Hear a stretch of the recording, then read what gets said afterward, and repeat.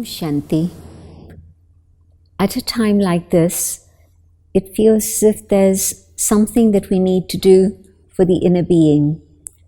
We're not able to do very much out there, so maybe we can do something inside and go on an inner journey. I'm sure that many people are turning to spirituality and meditation to help them cope with all the challenges that life is bringing. But what about meditation? There's so many different meditations on offer. It's become a spiritual supermarket. Which do I choose? How do I know what is going to be suitable for me? I really don't know where to begin. It depends actually on what I'm looking for. If I'm looking for concentration, if I'm looking for focusing my mind, there's a big variety to choose from. But if that's not really what I want, if what I want is to get to know myself better, if what I want is to be able to come closer to truth, maybe that's the attraction that I have that comes up in my heart from time to time.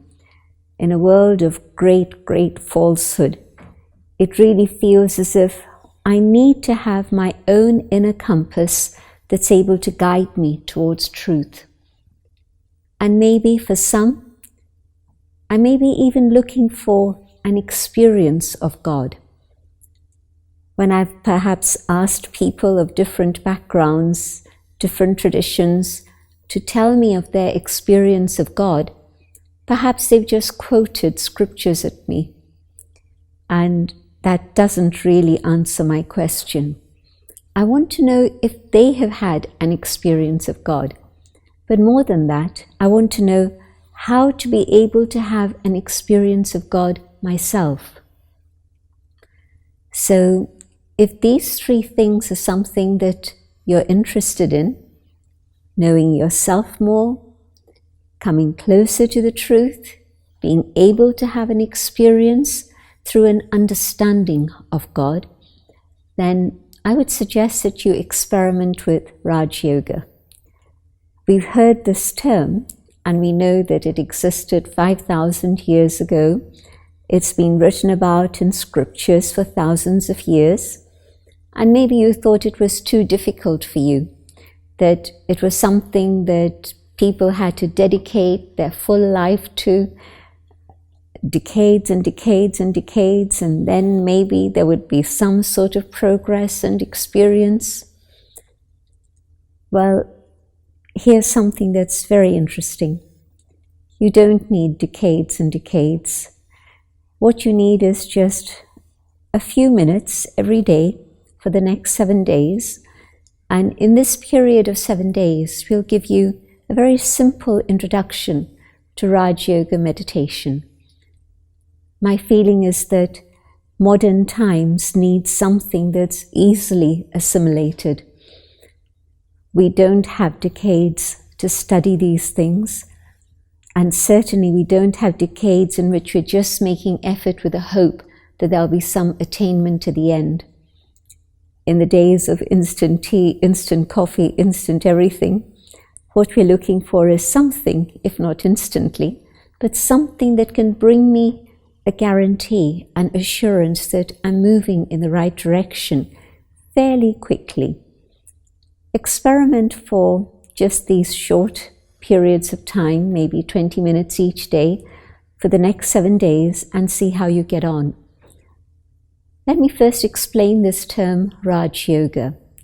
Raja, the king, the master, the sovereign, and yoga, again we've heard this term a lot, but it actually means union, communion, connection. And so it's referring to the connection, the union of the inner being, the soul, with the divine, with the supreme.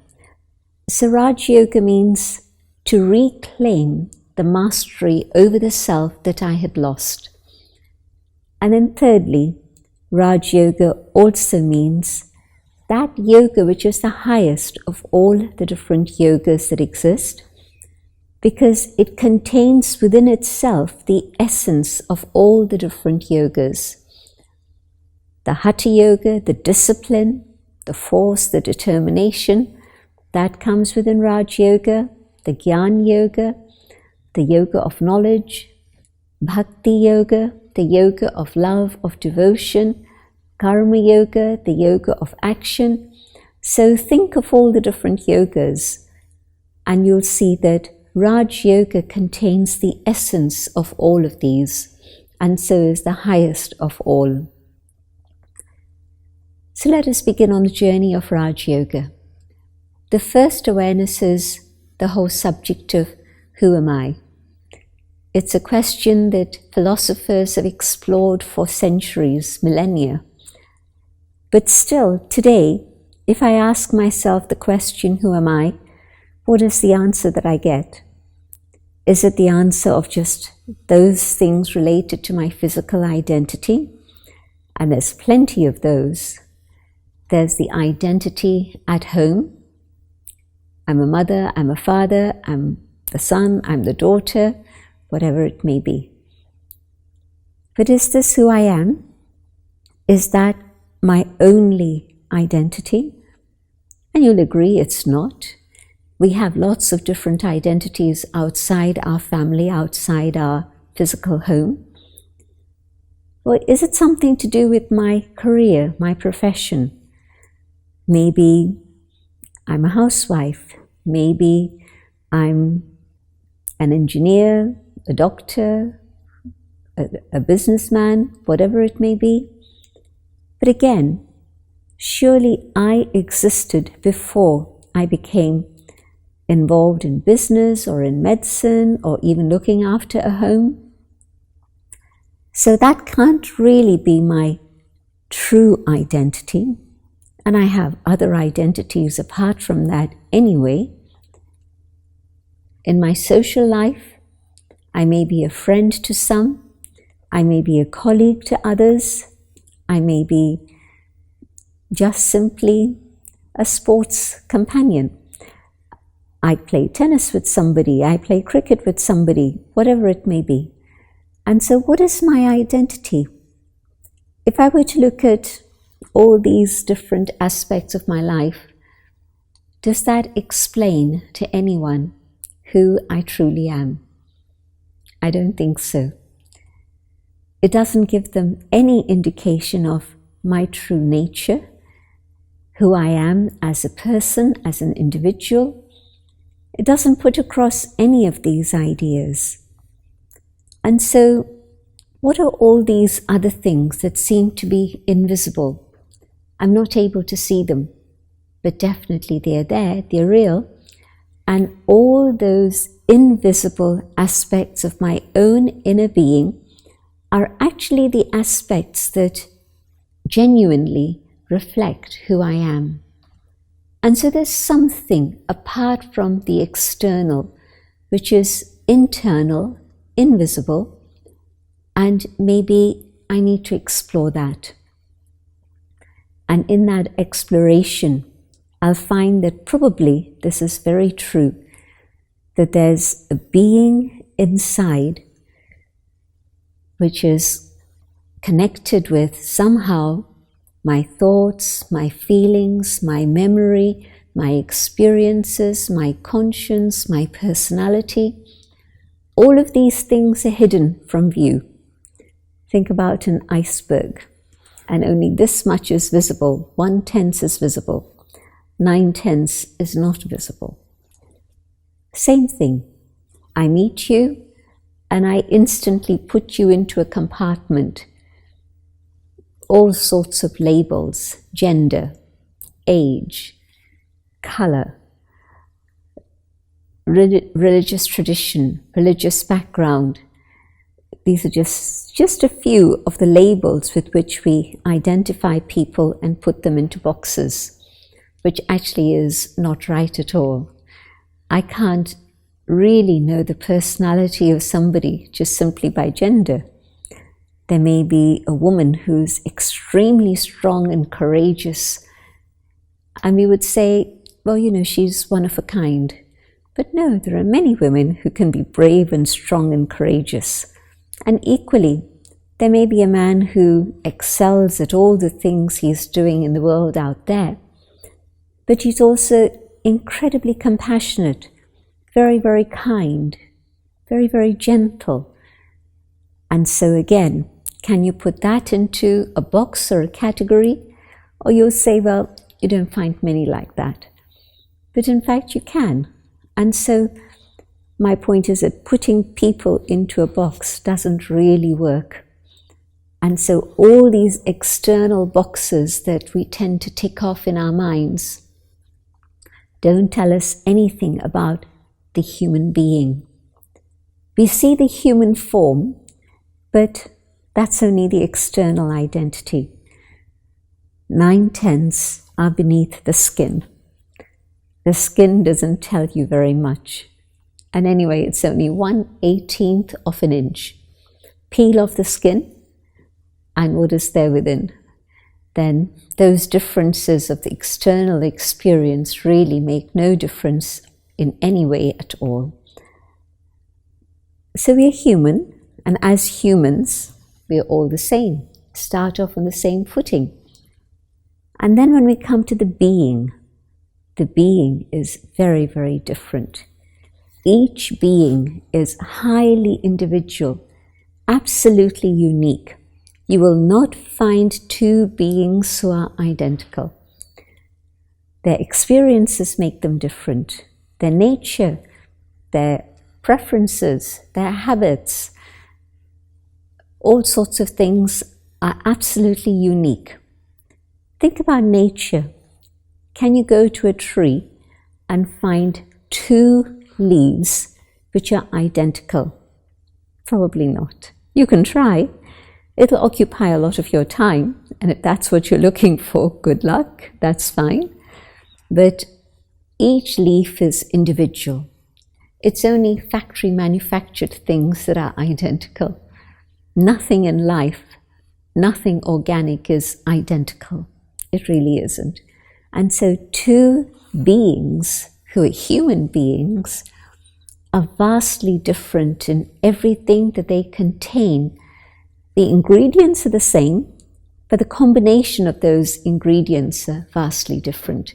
So for example, yes, every being has a conscious mind, every being has a personality, every being has conscience, but you can see how even between two beings, one will say this is right, and the other will say, well, I'm not quite sure.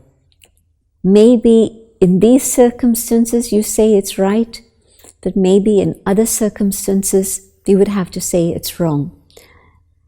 And maybe those nuances of differences in the way in which we perceive things, experience things, understand things, all of these things are what make the individual absolutely unique.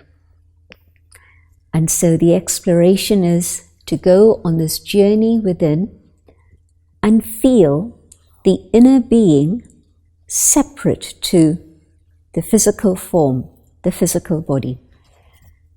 We would say that the soul is the driver and the body is the vehicle, the chariot, that the soul uses to express itself and to gain information from the world out there and to absorb that information.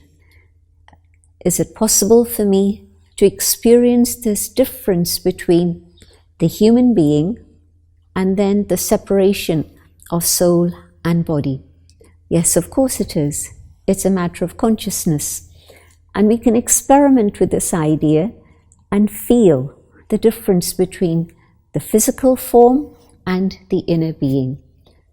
So let's experiment with this journey of meditation, and I'll share my own thoughts and invite you to follow these ideas and see what happens. And don't expect fireworks, don't expect miracles, but it's a gentle journey to come to that awareness of the inner being.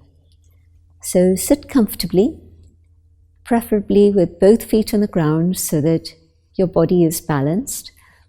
and your back straight so that you stay alert. And you can even keep your eyes open. And if you're keeping your eyes open and you want to focus for your eyes, you can focus on the center of my forehead. Because we're going to experiment with this idea of the inner being, the soul. And the location of that is just here, not on the skin, but just behind, just in front of the pineal gland, just in front of the brain. Sitting quietly, I reflect on the things that I've just heard about. I don't believe them, but I decide that's okay. I want to try an experiment. I focus on this point behind the center of my forehead.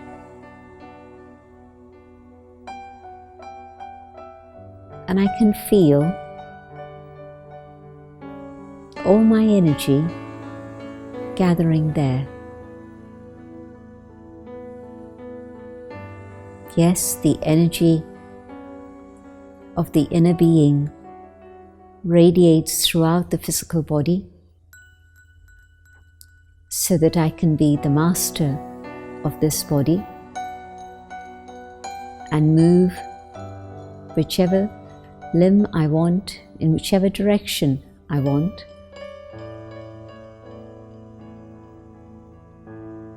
I am the master of this physical body.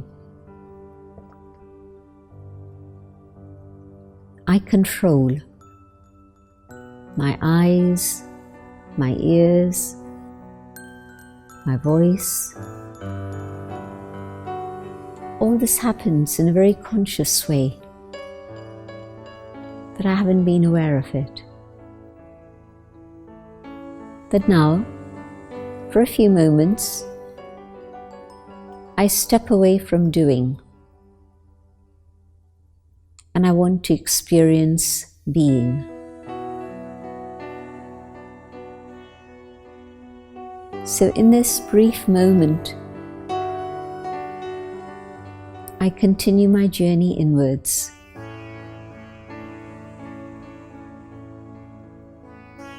And as I come to a point of energy deep within myself, in the center of the forehead,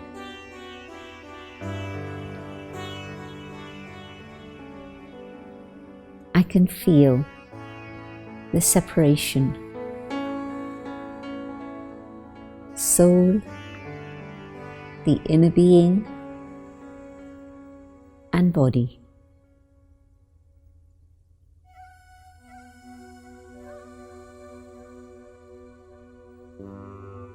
And as I go deeper and deeper within the soul itself,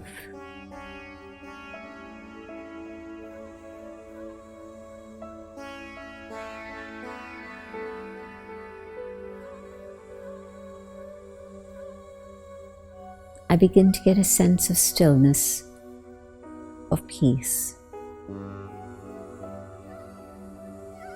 My inner world becomes calm. Instead of thoughts racing here and there, I connect with the treasure of peace that lies within.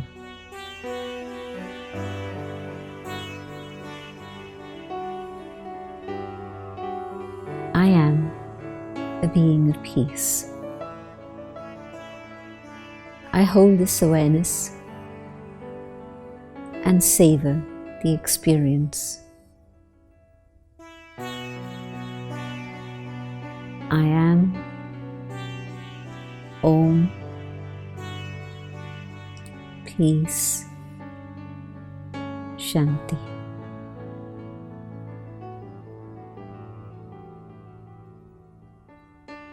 Having made this journey inwards, experiment with it through the day. Try it for the next 24 hours. I am here and I am in charge of this vehicle. I hope you'll try it. And even if it's for just a few minutes each day, I would actually recommend a few minutes each hour. But never mind, even if it's just a few minutes through the day, or before you go to sleep, and first thing when you awaken, try it. And I'm sure you'll connect with that inner peace that definitely lies within each and every one. Om Shanti.